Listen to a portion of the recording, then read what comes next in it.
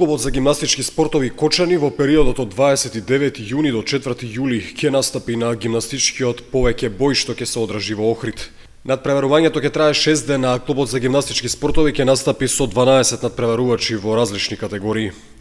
Младите гимнастичари се во добра форма, а потврда на таквата констатација даваат последните резултати постигнати на државните правенства во А и Б лигата. Минатиот викенд во Битола јуниорите го освоија првото место во екипна конкуренција. Ненад Атанасовски беше прв, Петар Каров второпласиран, а Стојан Анастасов трет.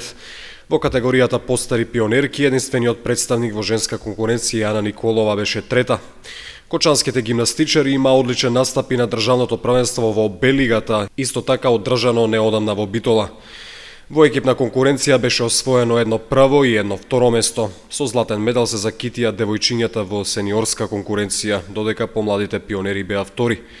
Златен медал во машка конкуренција тогаш освои Антонио Јаношевиќ во конкуренција на помлади пионери. Сребрениот медал им припадна на Давид Арсов кај јуниорите, Александра Карова кај јуниорките и Христина Анастасовска кај сениорките, додека Филип Стоименов во јуниори и Емилија Стојановска во сениорска конкуренција беа бронзени.